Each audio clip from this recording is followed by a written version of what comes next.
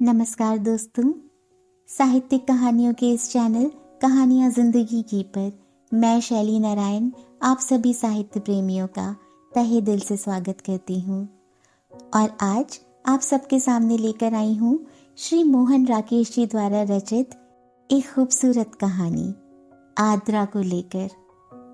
आगे बढ़ने से पहले हमेशा की तरह आप सबसे रिक्वेस्ट है कि अगर चैनल पर पहली बार आए हैं या अब तक ना किया हो तो चैनल को सब्सक्राइब जरूर करें। आइए कहानी को सुनते हैं।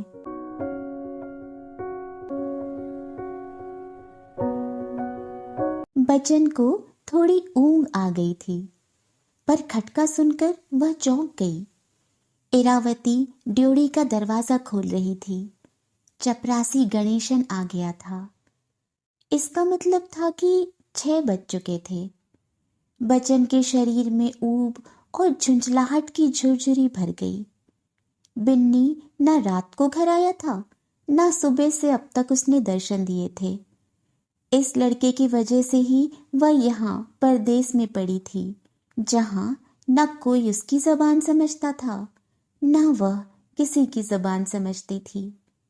एक इरावती ही थी जिससे वह टूटी फूटी हिंदी में बात कर लेती थी।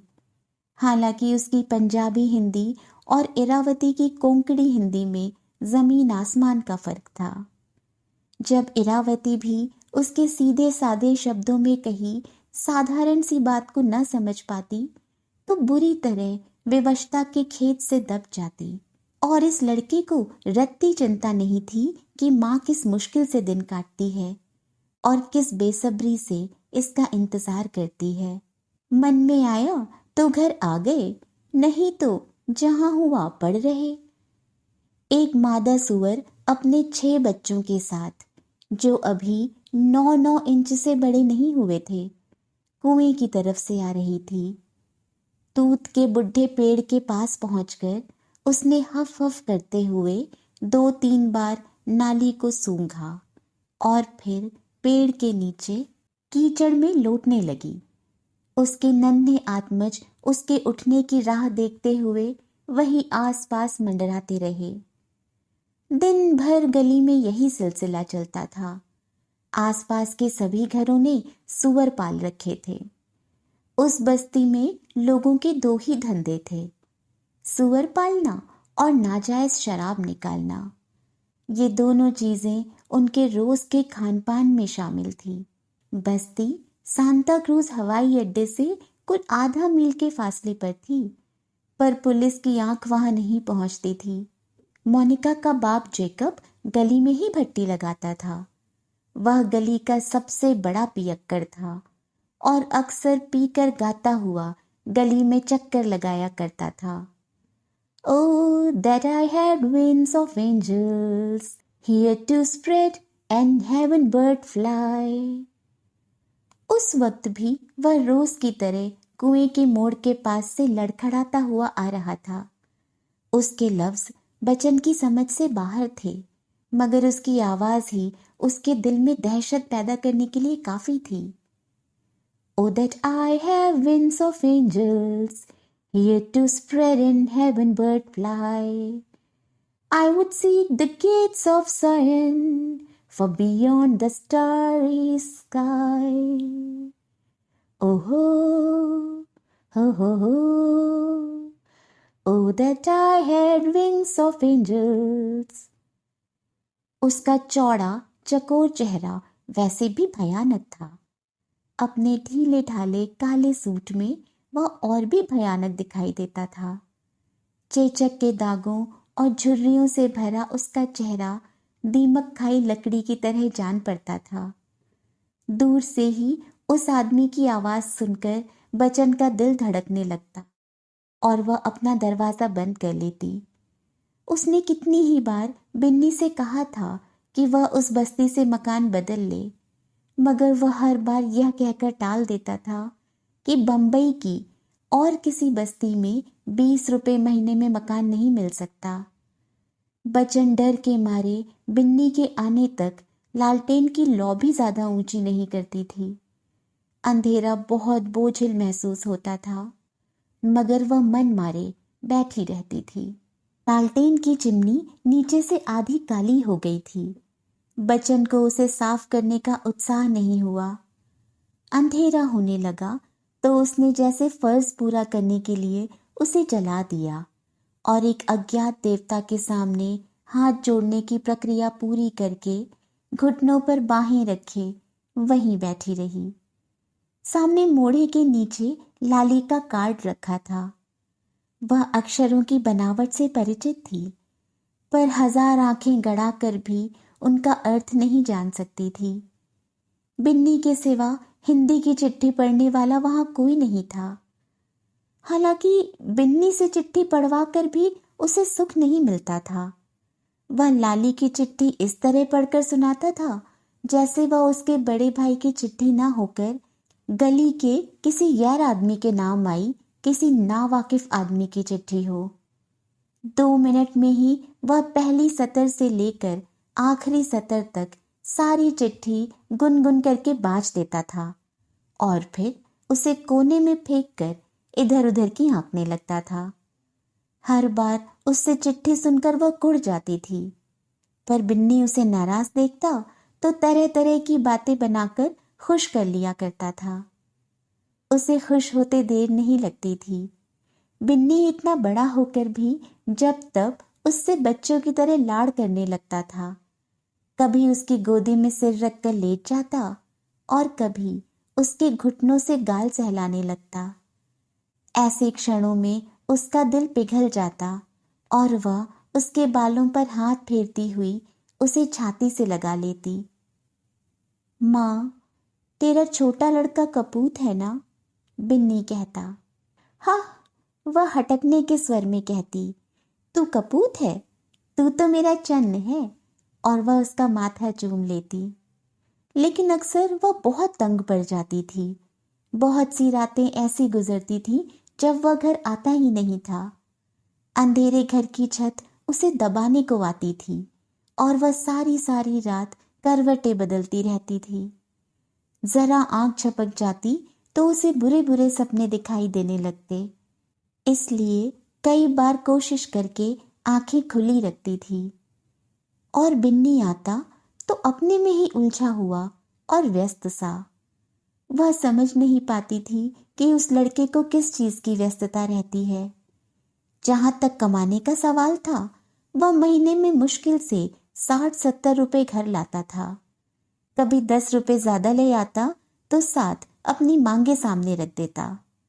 इस बार माँ 2 कमीजें सिल जाएं और एक बढ़िया सा जूता ले लिया जाए।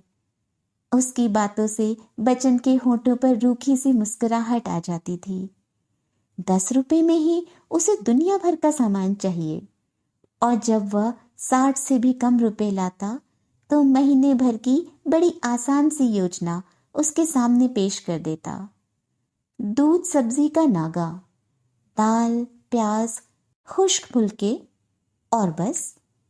वह जानती थी कि ये रुपए भी वह ट्यूशन व्यूशन करके ले आता है, वरना सही मायने में वह बेकार ही है।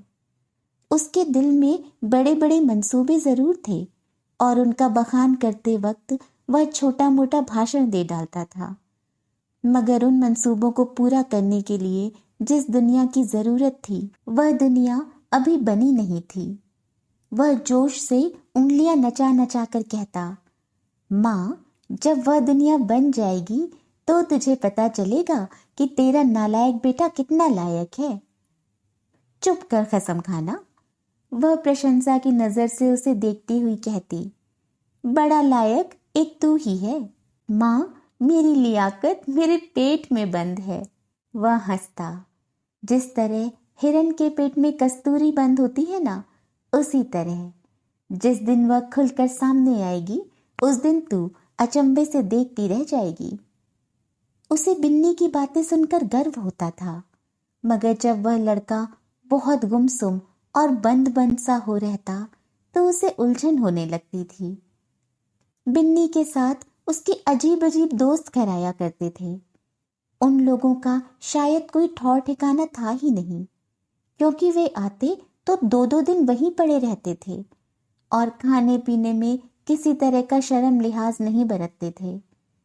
तवे से उतरती रोटी के लिए जब वे आपस में छीना झपटी करने लगते तो उसे मन में बहुत खुशी का अनुभव होता, मगर अक्सर उसकी दाल की पतीली खाली हो जाती और यह देखकर कि उन लोगों की भूख अभी बनी है, उसे घर की गरीबी अपना अपराध प्रतीत होती।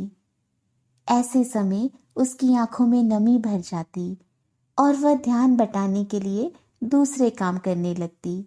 वे लोग रूखी नमकीन रोटियों की फरमाइश करते तो वह चुपचाप उन्हें बना देती, मगर उन्हें खिलाने का उसका सारा उत्साह तब तक समाप्त हो चुका होता और उन लोगों के बहस मुबाहिसे कभी समाप्त नहीं होते थे।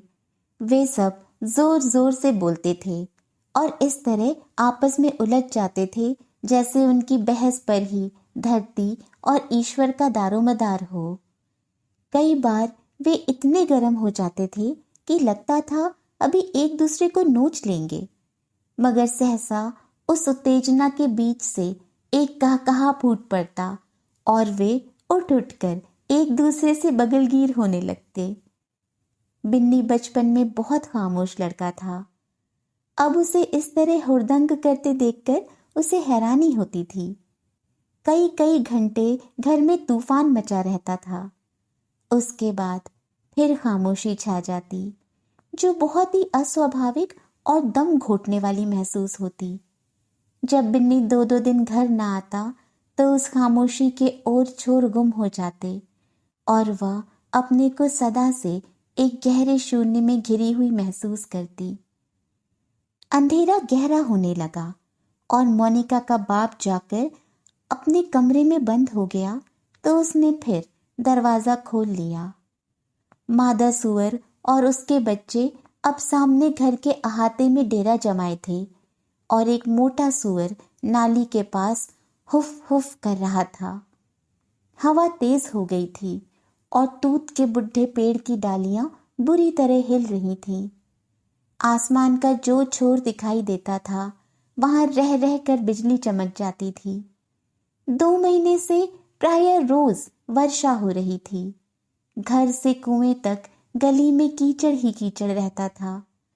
इस कीचड़ के लिए बच्चन को लड़के लड़कियों की उन टोलियों से शिकायत थी जो वर्षा शुरू होने से पहले आधी आधी रात तक गली में घूमती हुई ऊंचे स्वर में ईश्वर से पानी बरसाने के लिए प्रार्थना किया करती थी। अब जैसे उन्हीं की वजह से सारा दिन गली में चिपड़ चिपड़ होती रहती थी। ड्योढ़ी के दरवाजे पर फिर दस्तक हुई। इरावती ने दरवाजा खोल दिया और बिन्नी मुस्कुराता हुआ उधर से अंदर आ गया। बच्चन ने उसकी नजर बचाकर आंखें पोंछ ली। बिन्नी रोटी वाला डिब्बा लिए उसके सामने आ बैठा। डिब्बे में कटोरा भर दाल के साथ 4 रोटियां कपड़े में लपेट कर रखी थी। बिन्नी ने जल्दी से एक रोटी का टुकड़ा तोड़ लिया। यह तो ताजी रोटी है, वह टुकड़ा मुंह में ठूसे हुए बोला। बासी रोटी खाने को माँ जो है, कहकर बच्चन उठ खड़ी हुई। उसने पानी का गिलास भरकर उसके पास रख दिया। बिन्नी ने एक घूंट में गटागट गिलास खाली कर दिया और बोला, थोड़ा और। बच्चन ने गिलास उठा लिया और सुराही से उसमें पानी डालती हुई बोली, लाली का कार्ड आया है। अच्छा, कहकर बिन्नी रोटी खाता रहा। उसने कार्ड के बारे में जरा भी जिज्ञासा प्रकट नहीं की। बच्चन का दिल दुख गया।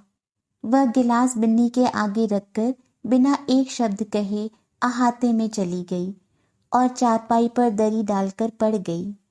उसका दिल उछलकर आंखों से बाहर आने को हो रहा था, पर वह किसी तरह चेहरा सख्त किए अपने को रोके रही।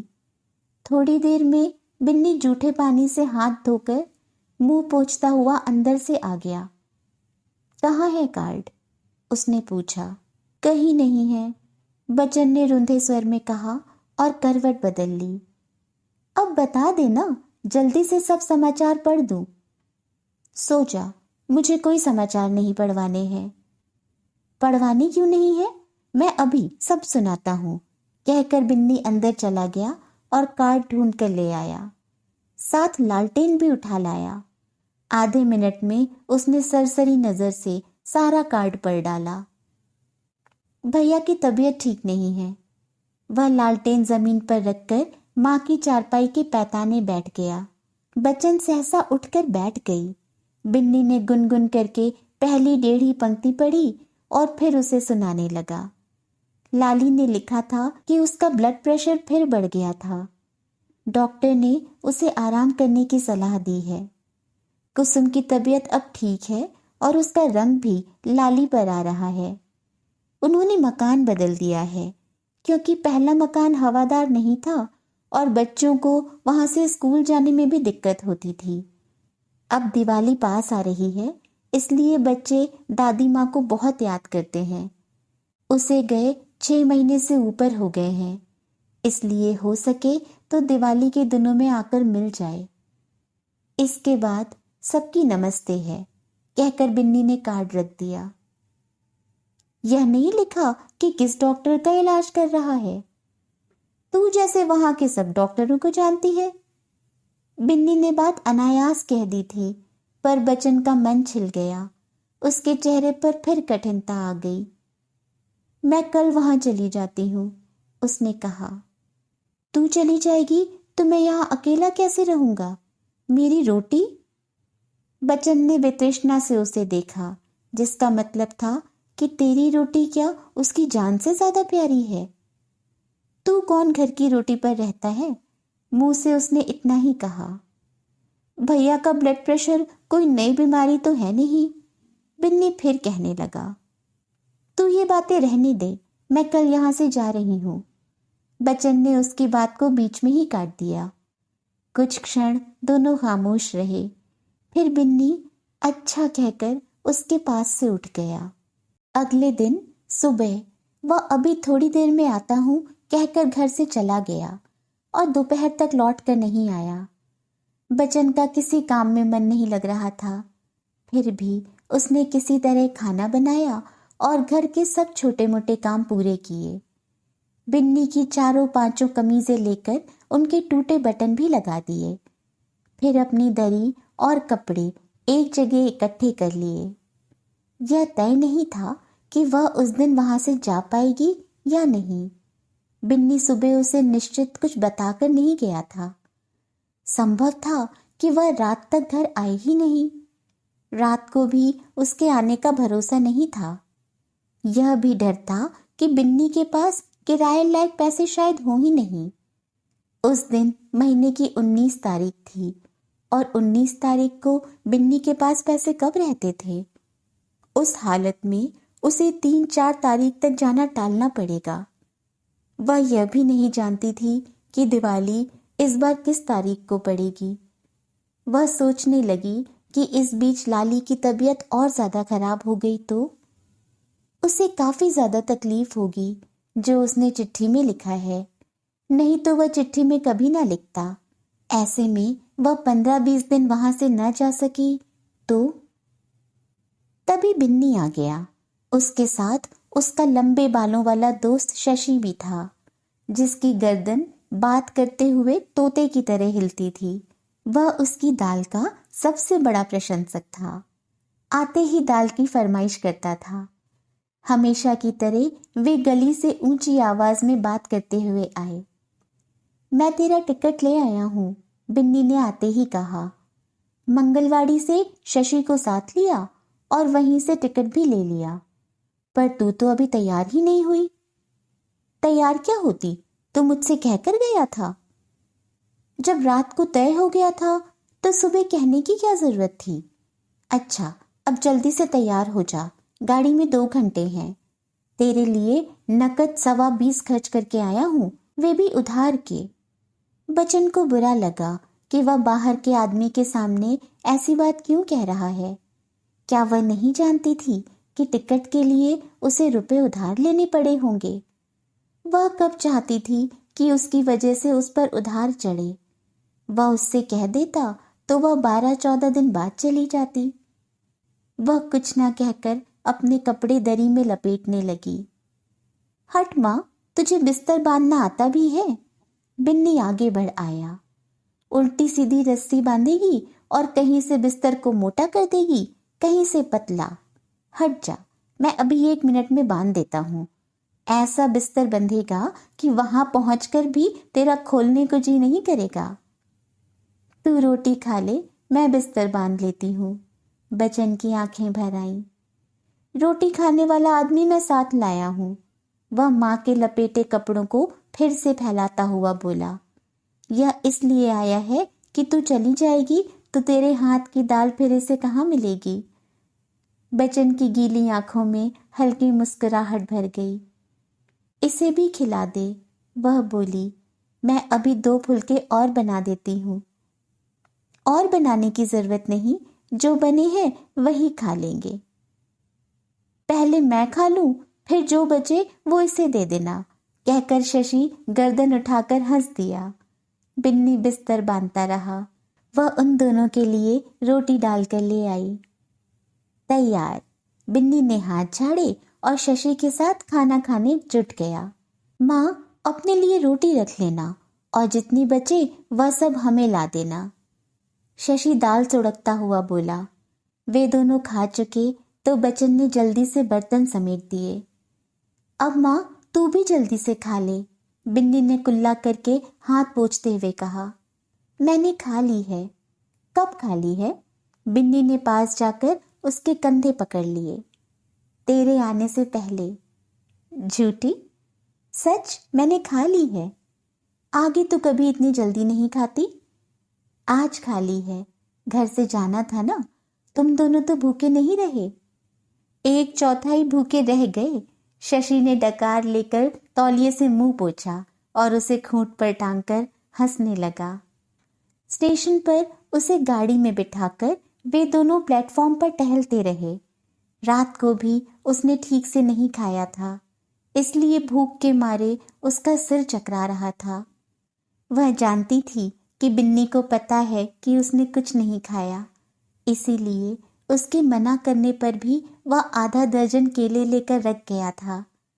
वह एक बार कह चुकी थी कि उसे भूख नहीं है, इसलिए केले वैसे ही रखे थे।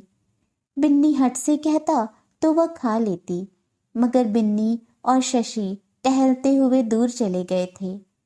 शायद अब भी उनमें बहस चल रही थी। उसकी समझ में नहीं आता था कि ये लोग इतनी बहस क्यों करते हैं। हर वक्त बहस बहस बहस। बहस का कोई अंत भी होता है? जैसे सारी दुनिया के झगड़े इन्हीं को निपटाने हो। फटे हाल रहेंगे, सेहत का जरा ध्यान नहीं रखेंगे और बातें जैसे दुनिया की दौलत के यही मालिक हों और उसे बांटने की समस्या इन्हीं के सिर पर आ पड़ी हो। वे दोनों प्लेटफॉर्म के उस सिरे तक होकर वापस आ रहे थे। वह उनके चेहरे देख रही थी। माथे पर सिलवटे डाले वे हाथ हिला हिलाकर बातें कर रहे थे, फिर भी वे बच्चे से दिखते थे। उस समय शायद वह ये भी भूल गए थे कि उसे गाड़ी पर छोड़ने आए हैं। सहसा गार्ड की सीटी सुनकर वे उसके डिब्बे के पास आ गए, मगर वहां आकर भी उनकी बहस चलती रही। करघे का काम रुक जाएगा तो कितने आदमी बेकार हो जाएंगे, इसलिए अच्छा यही है कि मालिकों से बात चलती रहे और कामगर काम जारी रखें। बचन सोचने लगी कि ये लोग कभी अपने काम के बारे में बात क्यों नहीं करते, अपनी बेकारी की चिंता इन्हें क्यों नहीं सताती। गाड़ी चलने लगी तो बिन्नी को जैसे उसके पास होने का होश हुआ और उसका हाथ पकड़कर उसने कहा, अच्छा माँ। बचन के होठों पर रूखी सी मुस्कुराहट आ गई। उसने बारी बारी से उन दोनों के सिर पर हाथ फेरा। तू कब लौट कर आएगी? जब भी तू बुलाएगा। गाड़ी ने रफ्तार पकड़ ली। वह देर तक खिड़की से सिर निकालकर उन्हें देखती रही। दोनों हाथ में हाथ डाल गेट की तरफ जा रहे थे। उनकी बहस शायद अब भी चल रही थी। बचन को घर आए 15 दिन हो गए थे। बिन्नी की चिट्ठी नहीं आई। उसने लाली के कमरे के बाहर रुककर पूछा। लाली से सवाल पूछने में उसका स्वर थोड़ा दब जाता था। वह बेटा बड़ा होते होते इतना बड़ा हो गया था कि वह अपने को उससे छोटी महसूस करने लगी थी। आ जा माँ, लाली ने कागजों से आंखें उठाकर कहा। चिट्ठी उसकी आज भी नहीं आई। न जाने इस लड़के को क्या हो गया है। तू काम कर, मैं जा रही हूं, वह बोली। सिर्फ चिट्ठी का ही पूछने आई थी। वह बरामदे से होकर अपने कमरे में आ गई। जानती थी कि लाली का समय कीमती है। वह आधी आधी रात तक बैठकर दूसरे दिन के केस तैयार करता है। मुवक्किलों की वजह से उसका खाने पीने का भी समय निश्चित नहीं रहता। इधर 6 महीने में उसकी व्यस्तता पहले से कहीं बढ़ गई थी। नए घर में आ जाने से जगह का तो आराम हो गया था, मगर कचहरी पहले से भी दूर हो गई थी। लाली की व्यस्तता के कारण कई बार वह सारा सारा दिन उससे बात नहीं कर पाती थी। रात को वह बैठक से उठकर आता तो सीधा अपने सोने के कमरे में चला जाता। दिन भर की थकान के बाद वह उसके आराम में खलल नहीं डालना चाहती थी। सवेरे वह कुसुम से पूछ लेती कि रात को उसकी तबीयत कैसी रही है। कुसुम संक्षेप में उसे बता देती। सोने से पहले उसके सिर में बादाम रोगन डाल दिया कर, वह कुसुम से कहती। मैं कई बार कहती हूँ पर ये डलवाते ही नहीं, कुसुम जैसे रटा रटाया उत्तर दे देती। मुझे बुला लिया कर, मैं आकर डाल दिया करूंगी। डालने को नौकर है पर ये डलवाते ही नहीं।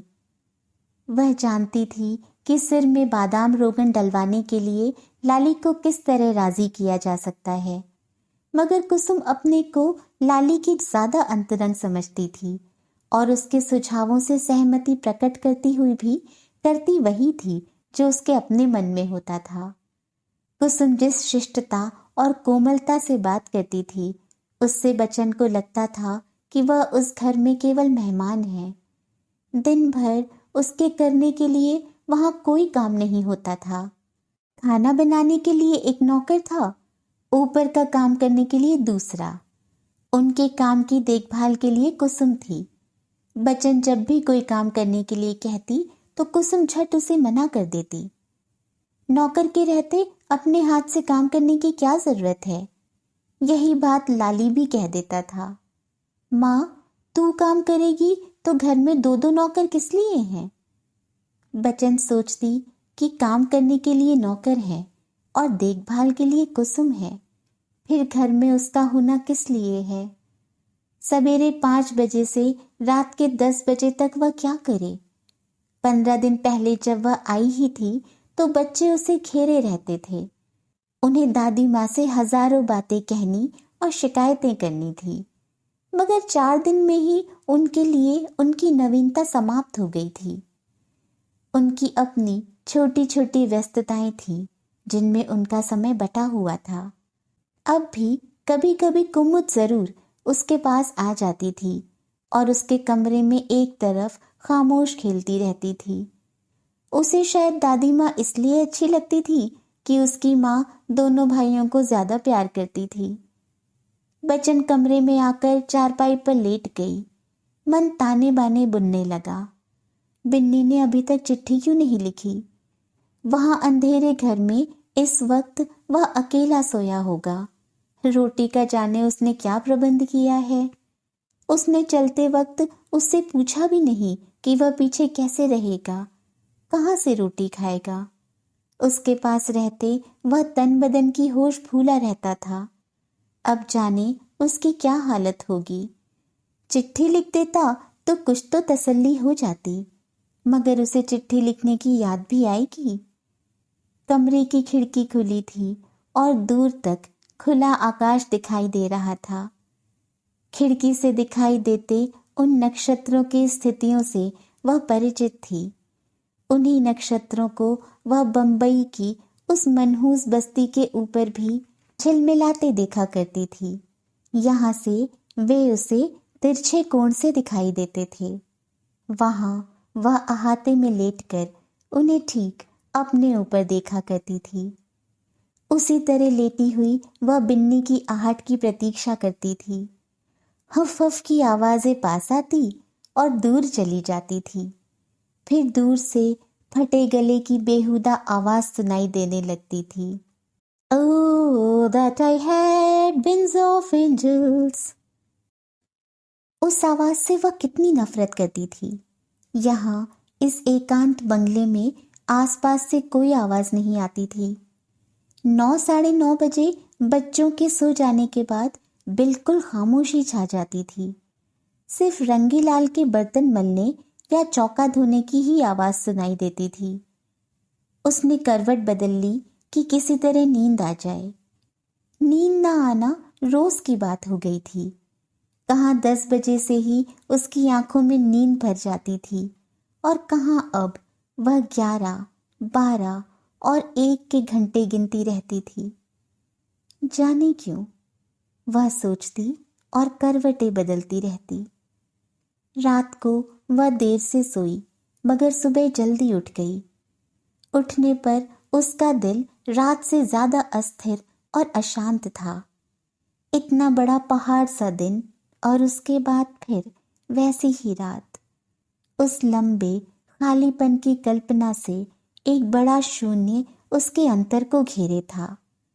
आकाश में चिड़ियों के झुंड उड़े जा रहे थे। रसोई घर में रंगी स्टोव में हवा भर रहा था। उसे साहब के लिए बैट्टी ले जानी थी।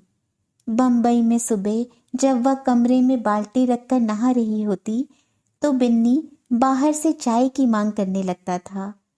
इससे उसके भजन में बाधा पड़ती थी और उसे बहुत उलझन होती थी, मगर वह चुपचाप उसके लिए चाय बना देती थी। लेकिन आज उसे इस बात की उलझन हो रही थी कि उसका भजन में मन क्यों नहीं लगता। अब जबकि भजन के लिए पूरी सुविधा, पूरा समय उसके पास था, तो आसन पर बैठने से ही वह क्यों जी चुराती थी।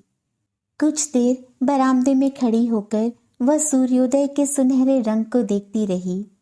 क्षितिज के एक कोने से दूसरे कोने तक झिलमिलाती नई धूप धीरे धीरे निखार पर आ रही थी।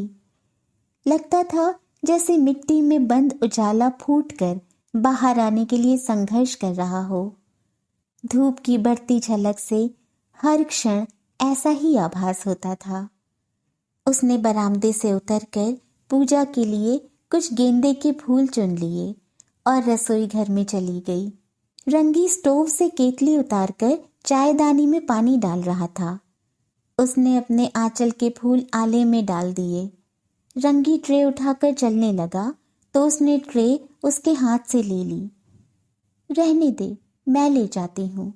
और वह ट्रे लिए हुए लाली के कमरे की तरफ चल दी। माँ जी, आप रहने दीजिए, साहब मुझ पर नाराज होंगे।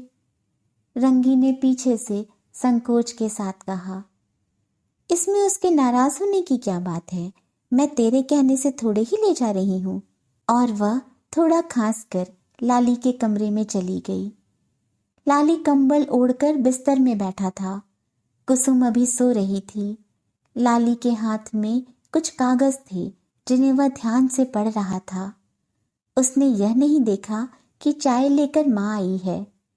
बच्चन ने ट्रे मेज पर रख प्याली में चाय बनाई और उसके पास ले गई। लाली ने जब चाय के लिए हाथ बढ़ाया तो उसने आश्चर्य से देखा कि प्याली लिए माँ खड़ी है। माँ, तू? उसने आश्चर्य के साथ कहा। बच्चन ने प्याली उसके हाथ में दे दी।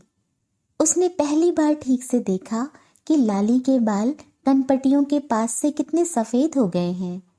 चश्मा उतार देने से उसकी आंखों के नीचे गहरे गड्ढे नजर आ रहे थे। लाली ने कागज रखकर चश्मा लगा लिया। रंगी और नारायण क्या कर रहे हैं? उसने पूछा। नारायण दूध लाने गया है, वह बोली। रंगी रसोई घर में है। तो उससे नहीं आया जाता था? तू सुबह सुबह उठकर चाय लाए? वाह, इससे अच्छा है मैं आप ही बनाकर पी लूं। तू जरूर बनाकर पी लेगा, जिसे यह नहीं पता कि दूध कौन सा है और चीनी कौन सी है। वह थोड़ा हंसती। तभी कुसुम करवट बदलकर उठ बैठी। माँ जी, आप? उसने भी आंखें मलते हुए उसी आश्चर्य के साथ कहा। फिर झट से कंबल उतारकर वह बिस्तर से निकल आई। आप रहने दीजिए, मैं बनाती हूँ। कुसुम दूसरी प्याली में चाय बनाने लगी। बनाकर प्याली उसने बच्चन की तरफ बढ़ा दी। मैं अभी नहाई नहीं, अभी से चाय पी लूं। पी भी ले माँ, लाली बोला, कभी तो अपना धर्म कर्म छोड़ दिया कर। नहीं, मैं ऐसे नहीं पीती, तुम लोग पियो। कुसुम प्याली लेकर अपने बिस्तर पर चली गई। बच्चन लाली के पैताने बैठ गई। लाली और कुसुम खामोश चाय पीते रहे। कमरे में हर चीज व्यवस्थित थी। अंगीठी पर नीले रंग का कपड़ा बिछा था, जिस पर कुसुम ने सफेद डोरे से कढ़ाई की थी। वहीं एक तरफ अखरोट की लकड़ी का बना गौतम बुद्ध का बस्ट रखा था और दूसरी तरफ हाथी दांत की हंसों की जोड़ी। संदूकों पर गद्दे बिछाकर उन्हें लाल कपड़े से ढक दिया गया था।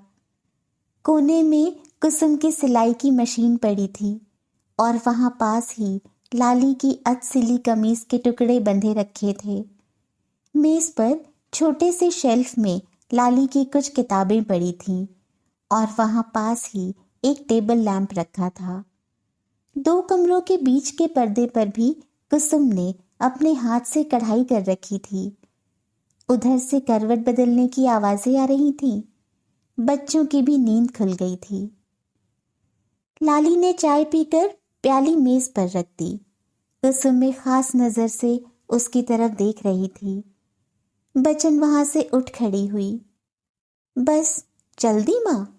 कहते कहते लाली ने कागज उठा लिए। हाँ, तू अपना काम कर, मैं जाकर नहा धो लूं। कोई खास बात तो नहीं थी? नहीं, बात कुछ नहीं थी, नौकर चाय ला रहा था, मैंने कहा मैं ले जाती हूँ। लाली की आंखें कागजों पर झुक गईं। कुसुम चाय के हल्के घूंट भर रही थी। बच्चन चलने के लिए तैयार होकर भी खड़ी रही। एक बात सोचती थी, वह कहने लगी। लाली ने कागज फिर रख दिए। हाँ हाँ, बता ना। इतने दिन हो गए, बिन्नी की चिट्ठी नहीं आई। मैं अब उससे कोई गिला नहीं करता, लाली कुछ चिढ़े हुए स्वर में बोला। गफलत की भी एक हद होती है। इस लड़के का घर वालों से जैसे कोई रिश्ता ही नहीं। बच्चन चुप रही। यहाँ रहकर बीए कर लेता तो कुछ बना जाता, मगर हर बात में चलना तो उसे अपनी ही मर्जी से है। अब साहब जिंदगी भर यहाँ वहां रहेंगे और आवारागर्दी किया करेंगे। बच्चन की आंखें भर आईं। उसने कोशिश की कि आंसू आंखों में ही सूख जाएं, पर यह नहीं हुआ तो उसने पल्ले से आंखें पोंछ ली। यह लड़का न जाने कब अपना होश रखना सीखेगा। अपने शरीर की भी तो फिक्र नहीं करता। वहां रहकर मैं ही जो थोड़ा बहुत देख लेती थी सो देख लेती थी। कभी कभी सोचती हूँ कि वहां उसके पास ही रहूं तो ठीक है। और वह निर्णय सुनाने के भाव से लाली की तरफ देखने लगी। लाली गंभीर हो गया, बोला कुछ नहीं। मैं कहती हूँ मेरी आंखों के सामने रहेगा तो मुझे पता चलता रहेगा कि क्या करता है क्या नहीं करता। बच्चन के स्वर में थोड़ी याचना भी आ गई। माँ जी का दिल यहाँ नहीं लगता, कुसुम ने प्याली रखते हुए कहा। पल भर लाली की आंखें उससे मिली रहीं। अभी तो माँ तू आई ही है, वह बोला। 15 दिन बाद दिवाली है। मेरा बच्चों को छोड़कर जाने को मन करता है। मैं तो वैसे ही बात कर रही थी। वह फिर से चलने के लिए तैयार होकर बोली। पता नहीं रोटी भी ठीक से खाता है या नहीं। कुसुम उठकर रंगी को आवाज देती हुई बाहर चली गई। तू जाना ही चाहती है तो बात दूसरी है। लाली के चेहरे पर कुछ उकताहट सी आ गई। नहीं, जाने की बात नहीं है, मैं तो वैसे ही कह रही थी। वह बाहर की तरफ देखने लगी कि फिर से आंसू न टपकने लगे। जाने को मन हो रहा है ना, चली जा, नहीं खामखा यहाँ चिंता से परेशान रहेगी। बच्चन कुछ पल खामोश रही। लाली अपनी उंगलियां मसलता रहा। किस गाड़ी से चली जाऊं? रात की गाड़ी ठीक रहती है, उसमें भीड़ कम होती है। तेरी तबीयत की मुझे फिक्र रहेगी। मेरी तबीयत अब ठीक ही है। तू चिट्ठी लिखता रहेगा ना? हाँ, मैं नहीं लिख सकूंगा तो कुसुम लिख देगी। अच्छा। रात को गाड़ी में उसे अच्छी जगह मिल गई। जनाने डिब्बे में उसके अलावा 2 ही और सवारियां थीं। कुसुम नारायण को साथ लेकर उसे छोड़ने आई थी। लाली मुवक्किलों की वजह से नहीं आ पाया था।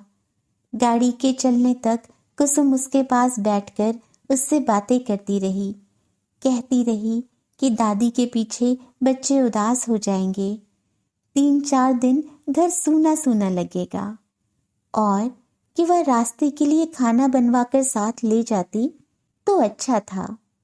गाड़ी ने सीटी दी तो कुसुम प्लेटफॉर्म पर उतर गई।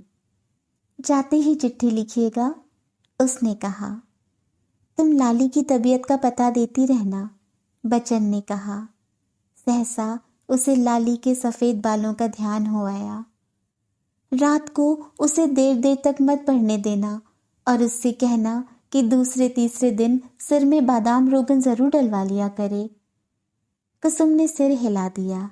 गाड़ी चलने लगी तो उसने हाथ जोड़ दिए। प्लेटफॉर्म पीछे रह गया तो बच्चन आकाश की तरफ देखने लगी। उसके मन में फिर एक शून्य सा भरने लगा। आकाश में वही नक्षत्र चमक रहे थे। बच्चन स्थिर नजरों से उन्हें देखती रही। वह जहां जा रही थी उस घर का नक्शा धीरे धीरे उसकी आंखों के सामने उभरने लगा। नीचे छत वाला टूटा फूटा कमरा, मादा सुअर और उसके बच्चों के हुफ हुफ, और कुएं की तरफ से आती मोटी भद्दी फटी सी आवाज, Oh, that I had wings of angels। अंधेरा, एकांत, बिन्नी, शशि और उसके दोस्त, बहसें और दाल रोटी के लिए उन लोगों की छीना झपटी। उसकी आंखें भर आईं। आकाश में चमकते नक्षत्र धुंधले पड़ गए। आंखें पोंछ ली, नक्षत्र फिर चमकने लगे।